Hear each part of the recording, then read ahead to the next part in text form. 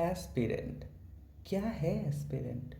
बात चाहे सुबह उठ जाने की हो या आंखों पे चश्मा चढ़ाने की हो, बात सूरज के उगने से पहले या चिड़ियों की चहचहाहट से पहले एक चैप्टर रिवाइज कर जाने की हो, क्लास पे क्लास यूं कर जाता है ये, तभी तो G20 जैसी बातों पे रिसर्च कर पाता है ये।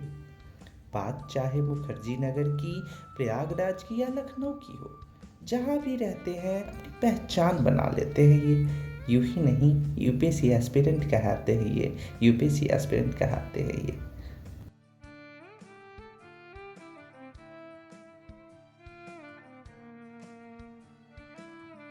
16 out of 365 day challenge.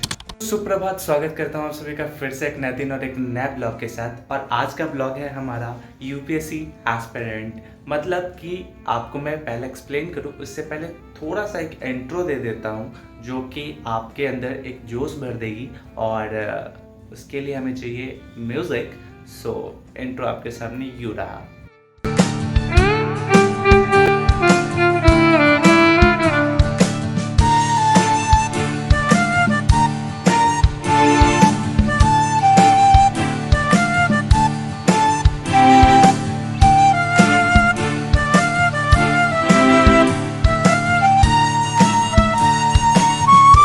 So finally दोस्तों, कैसा लगा कमेंट सेक्शन में जरूर बताइएगा।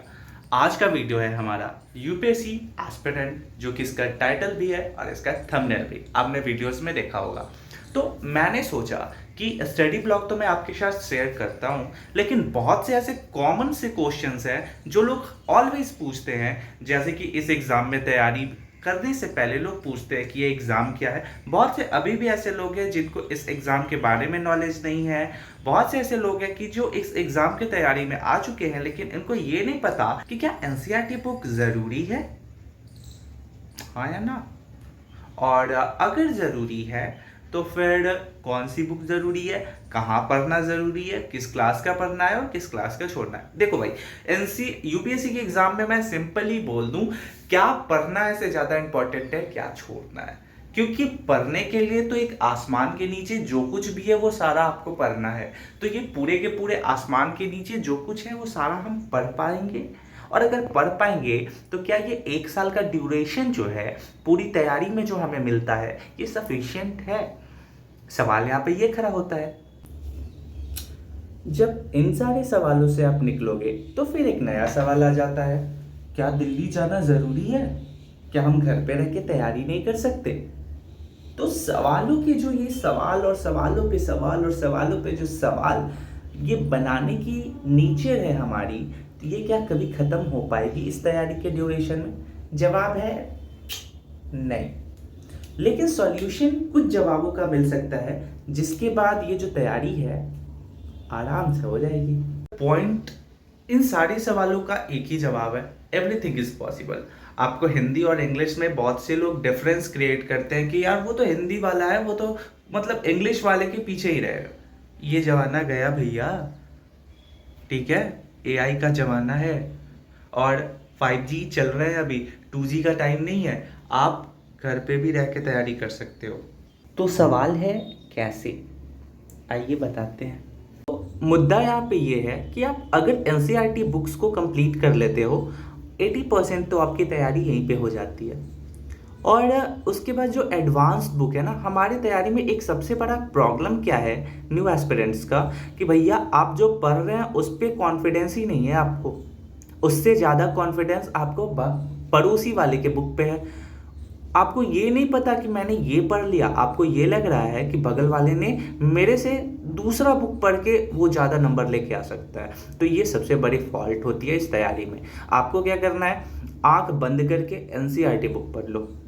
जब आप एनसीईआरटी बुक कंप्लीट कर लोगे, दैट मीन्स 80% आपका एक बेस तैयार हो गया ना। एडवांस क्या है भैया, एक एग्जांपल के तौर पे मैं बताऊं, आप अगर क्लास 11th में इकोनॉमिक्स पढ़ रहे हो, ठीक है, नेशनल इनकम पढ़ रहे हो, वहाँ पे आपने जीडीपी वर्ड सीखा, वहाँ पे आपने नेशनल इनकम के बारे में सुना, तो क्या जब आप आगे के लेवल पे पढ़ोगे, जब आप एडवांस लेवल पे पढ़ोगे, तो वहाँ पे ये सारी चीज़ें अप्लाई नहीं होंगी।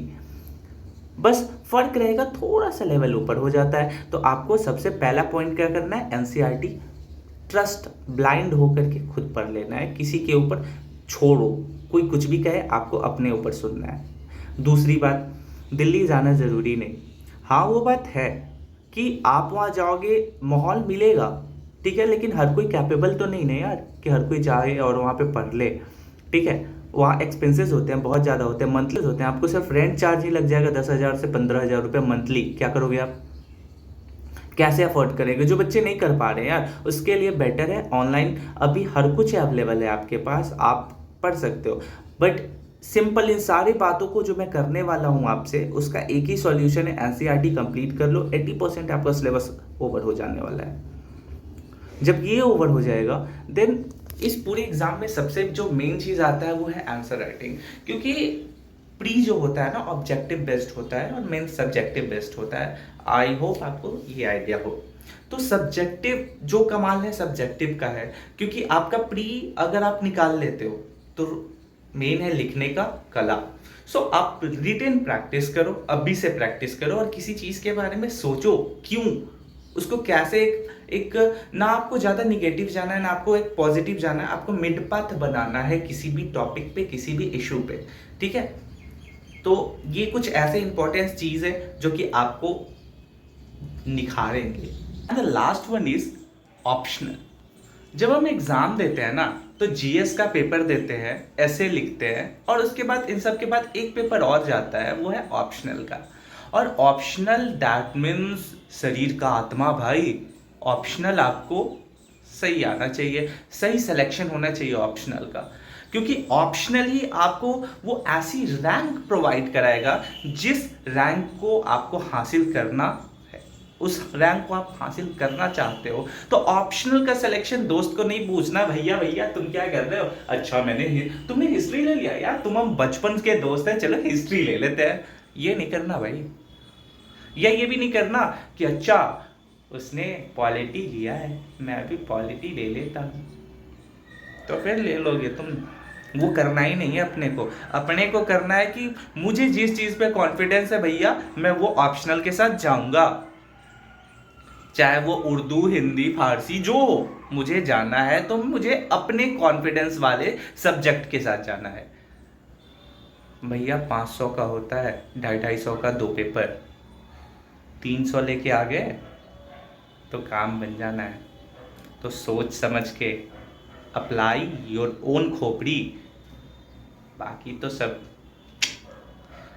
तो आई होप कि छोटे छोटे नॉलेज आपको हेल्प करेंगे। और ये बस जो वीडियो मैं बना रहा था इसका उद्देश्य था आपके साथ छोटी सी टॉपिक्स को लेके बात करना। ये मतलब जो टॉपिक मैंने आज बताया, ये बहुत सारे लोग कंफ्यूज रहते हैं, ऑप्शनल क्या लूँ, एनसीईआरटी पढ़ूँ, दिल्ली जाऊँ। यार कॉमन है, मार्केट में बहुत तरीके के हवा निकल रखे हैं, उन हवाओं के साथ बहना मत, स्टार्ट करो, उसको रोको और खुद के साथ एक नए जेट का निर्माण करो और उस जेट वे में खुद आगे की ओर बढ़ो। तो आई होप कि ये वीडियो आपको अच्छा लगा हो।